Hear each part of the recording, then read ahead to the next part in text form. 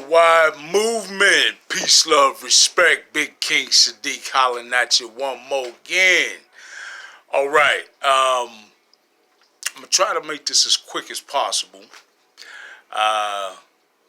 Or should I say as succinct as possible. But certainly very important. These are 10 why not societal changes, right? 10 changes that, from my perspective, I see absolutely no reason why we cannot make these changes. Not that these changes would necessarily be easy to implement, right?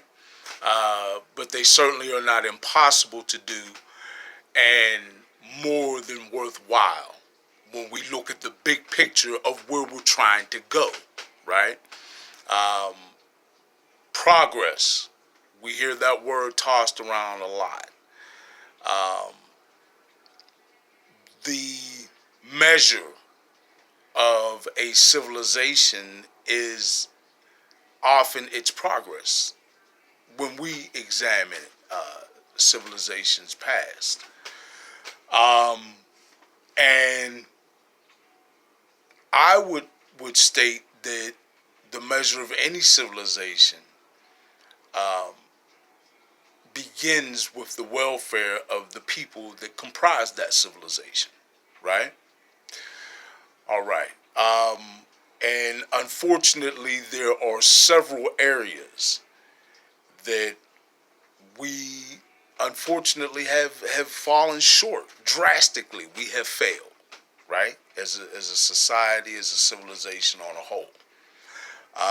But there are certainly, as I stated, some corrections that we can make to head in the other direction, right? And implement a new society, right? A new paradigm, right?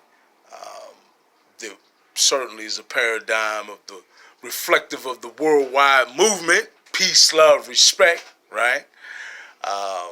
But a paradigm in which we truly do see measurable progress as a civilization, right? And I think that that's very important. And we need to be, again, spiritually mature enough in order to make these changes that are, in some instances, very difficult changes, but extremely necessary just the same, right? All right.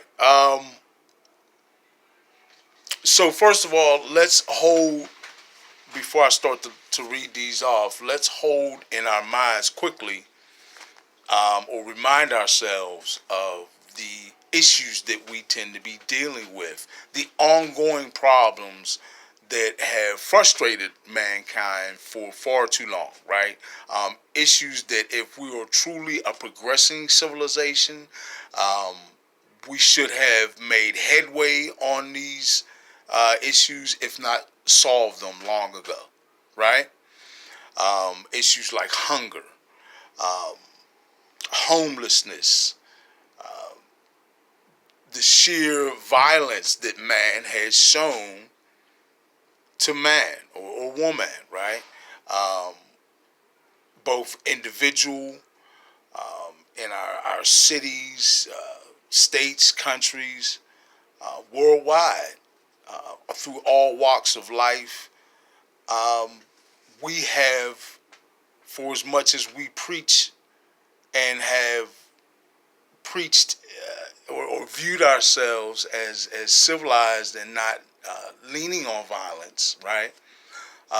Violence has been a part of our history and the way that we have conducted ourselves on this planet for far too long, right?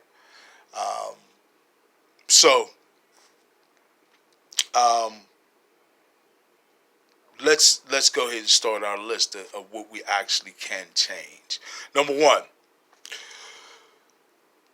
of the why not societal changes. Why not have fruit-bearing plants and trees lining the streets of every neighborhood and city, in this country, if not the world, right? Every city, doesn't matter where you're at, whether you're in downtown, you're walking up and down the streets of any neighborhood in that city, you see trees right there on the sidewalk. I'm not necessarily talking about what's planted in someone's yard or on their private property. Right there in quote unquote public property, there's trees, right? And often other plants. Why can't those be fruit-bearing, food-bearing plants and trees? Why can't we have pear trees, apple trees, peach trees, strawberry patches, grapevines? Why can we not have cabbage, potatoes, tomatoes, peppers, all of that growing and more, right? The only reason this stands to mind that we don't have open gardens everywhere, bountiful vegetation for everyone to eat for free, right? Because it's being replenished by the earth. All we have to do is plant and garden, right?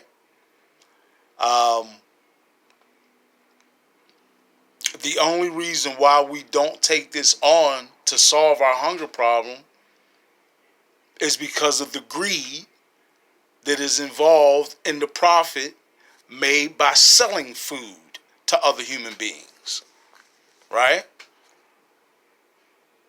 I would argue the measure of a society is that, or of a civilization, if it is truly civilized, is the welfare of the members of that civilization.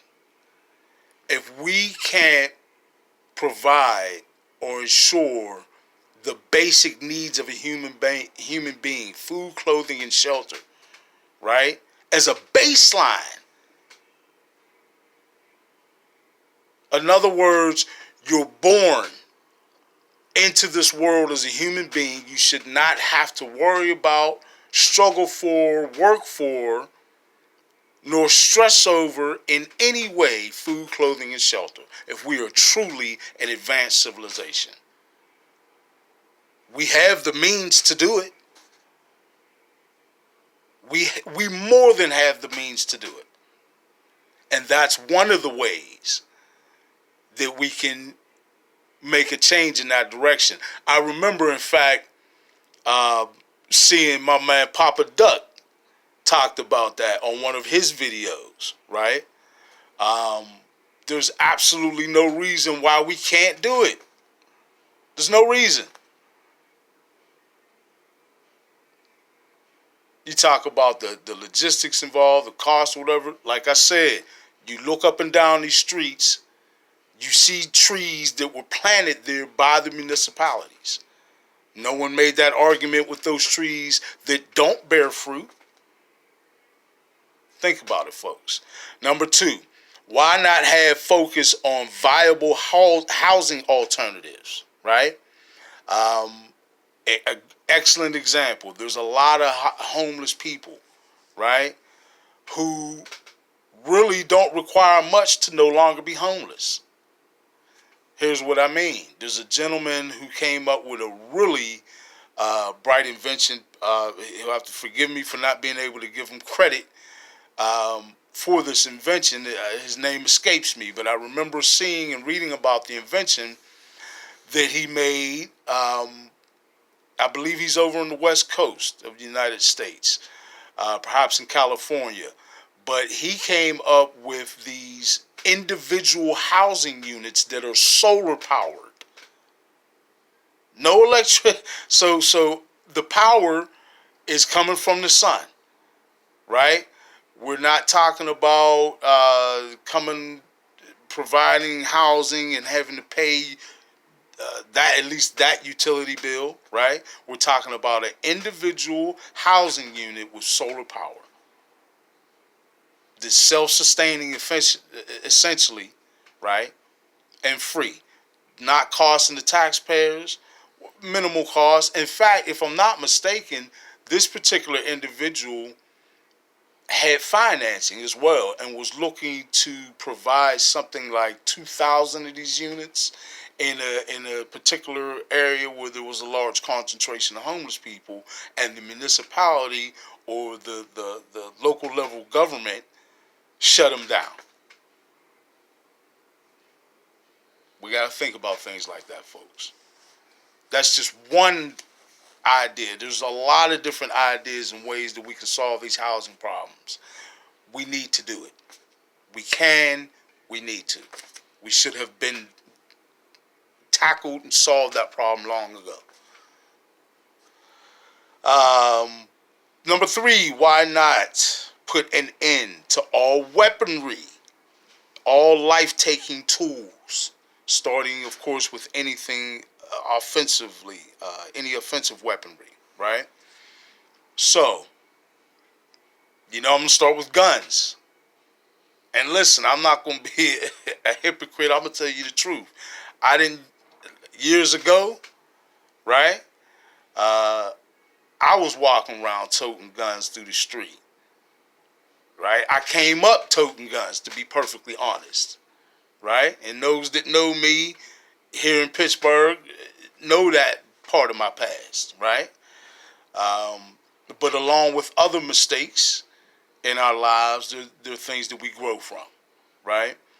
The only purpose of a gun is to take a life, period. To harm, injure, take a life. The only purpose of guns is to harm, injure, and take lives. Why do we need to have guns? Period. The only purpose, if we extrapolate this up from just a household or community level or city or state level, let's start to look at militaries, right? Why do we need, what is the purpose, honestly, for as much as, and I have great respect for our military, members of my family have served in the military. For what the individual soldiers do, I have great respect for their courage and the bravery and the selflessness that they show in that. But that doesn't take away from their government's usage of that military, which is to take lives. All those missiles, right? All the weaponry, the tanks, the armored vehicle, all of that are the tools for taking lives. Toward whatever end, it's still tools for taking lives. If we got rid of all of that, no more bullets, no more guns, no more missiles, tanks, no more weaponry, right? Get rid of that. How many people would still be getting robbed?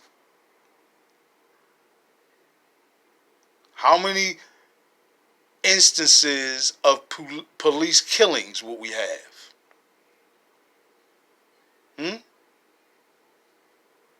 Just something to think about. Number 4, end all contribution-driven religions, right? Or, excuse me, put an end to all contribution-driven religious systems. Contribution-driven religious systems. Think about that. These religious systems that thrive on the giving of contributions in whatever form they want to label it. Doesn't matter the religion, doesn't matter the term you put on it. It's essentially a business, right? You do not need anything between you and your creator. Spirituality is free, it is individual, and can be collective without going to a church, mosque, synagogue, or any other place where you're expected to make some sort of a contribution. Now, collective efforts to help people in communities and communities banding together is one thing, and that's always good. But it does not require any of these systems for that to take place. Right? And the reason why I make that stipulation is because with that root, where you let the monetary gain into which should be a spiritual environment, you're inviting in tainting, right, or corruption of that system. We have to get rid of the contribution-driven religious systems. All right. Number 5, why not completely redesign public education to reflect individual talents, culture, and be particularly inclusive of community concepts, right? And when I say community concepts, I mean diverse community concepts, right? That are reflective of all peoples. All of our cultures are rich and are worth preserving, right? We don't have to honor our individual cultures with the mindset that it comes at the cost of depriving someone else's ability to be rooted in their culture, right? But our schools and our educational systems needs to be where that sort of thinking takes place. Black people, our history doesn't start at slavery in the United States. That in itself is a beginning of indoctrination, right? We need to be talking about the contributions and the history of Latin American individuals or Latin individuals, people all over the planet. History needs to be something that is not given to our children with such a skewed perspective, right? And along with that, we need to have multicultural respect, right? We need to have actual educational systems that focus on the individual abilities and talents of each child, fosters and cultivates that, rather than attempting to pigeonhole each child into an educational system that is only designed to create quote unquote worker bees for these corporate systems. See, right now, we need to realize that unfortunately the paradigm that we lived in, right, had all of these systems working intertwined. The religions were all designed to give you a certain mindset, right? The the schools, the educational systems designed to give you a certain mindset and certain training to go and be of use in the corporate environment. Not necessarily working specifically or directly for a corporation, but we need to realize in this environment, in this system that is in play in this country, essentially all business, even from independent businesses, in one way or another, goes back to corporations, right? It is these corporate arms that have become tentacles strangling our society. And we need to have educational systems that are not just designed to feed those corporate systems. They need to be about cultivating and fostering, again, the individual talents and uniqueness of each child. That's what we need to be fostering, right? Number 6, why not change our justice system from a penal, punishment-driven system to a reform or solution-based system, right? There are some folks making some incredible proposals of change to our penal system, to our quote-unquote justice system, that are incredibly forward-thinking. There's a brother out of Philadelphia, again, his name escapes me, but um, really doing some powerful work with addressing the fact that currently our justice system is only designed to deter through punishment, right? When in reality, we have seen that it only creates and cultivates more criminal activity, right? It's a redundant system. It's an archaic system that does not work. We need to design a system that is based on reform, right? Helping individuals change for the better only betters the collective. This mentality of punish and revenge, it does not benefit us moving forward as a collective. We have to change that. All right. Number 7. Why not revise the role of government? And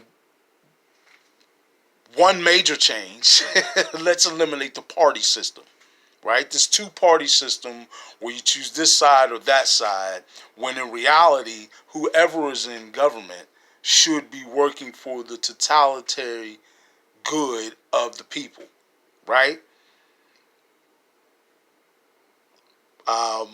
Let's get rid of this entire system where we are just given the illusion of having an impact on government, right, with our vote. For example, in selecting our president, we do not need, likely should never have ever even employed the electoral college, right? That whole effort to try and keep power in the southern states is something that, first of all, the truth should be told about why it was ever created in the first place, right? And we need to get rid of that, right? The people don't need to express their opinion, essentially, because that's all the popular vote is, an opinion, and then sit back only to yield that power to a group who selects your leader for you, right? And with that, we need to have the truth come out about these shadow governments, right? That there have been many political and world leaders who've stepped forward to talk about, not just leaders, but a lot of individuals. I mentioned leaders because there have been some very noteworthy individuals who spoke about that. President Eisenhower talked about shadow governments. President Kennedy certainly knew about shadow governments and may likely have a little bit, if not everything, to do with why he was killed. But that's a whole nother subject. But we need to change this way that we are governed. First of all, let's think about it conceptually, right? We are born, we're raised by our parents. Our parents teach us right from wrong and teach us how to live as civilized individuals. Why then, as adults, once we become adults, do we still need to further yield our power and our sovereignty to individuals who we do not know, right? Who often may be not just younger, but less experienced or less knowledgeable than us in whatever it is we have going on in life that they're stepping and interfering in, right? Um, we don't need to be babysat by any government, by police, by any. We don't need that. Our society does not have to be that way. And when we remove many of these things, like some of the things I'll touch on in a moment, like I believe my next one I'm going to be talking about drugs, and I'll be getting to that. But when we change many circumstances, we'll find that we won't have this crime-filled society where we need these governing bodies to dictate to us how to live, right?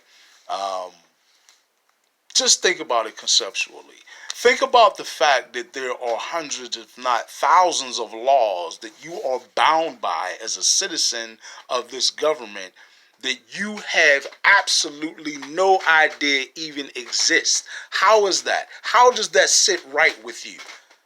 That there are, again, hundreds, if not thousands of laws, particularly after 9/11 and the Patriot Act being passed, right?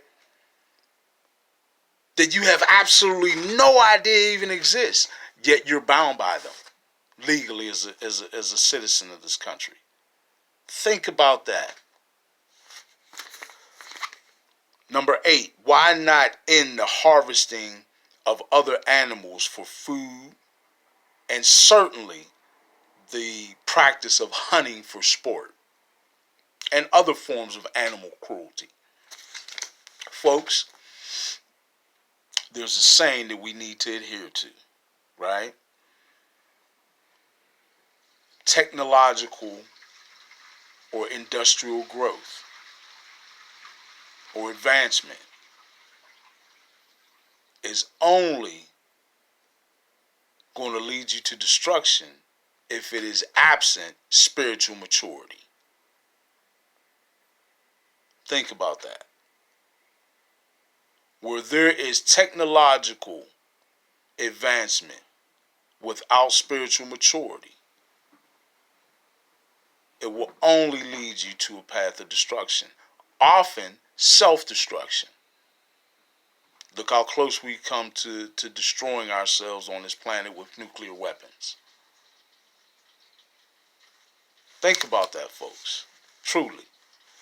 We absolutely need to value the lives not only of one another as people, but the lives of all beings, right? This whole concept that we have adopted, that man is to be dominant over all other beings on this planet, is only the product of indoctrination, of belief systems that reinforce that.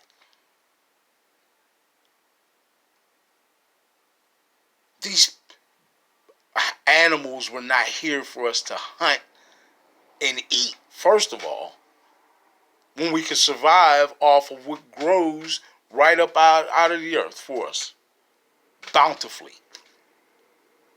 It's not what these animals are here for.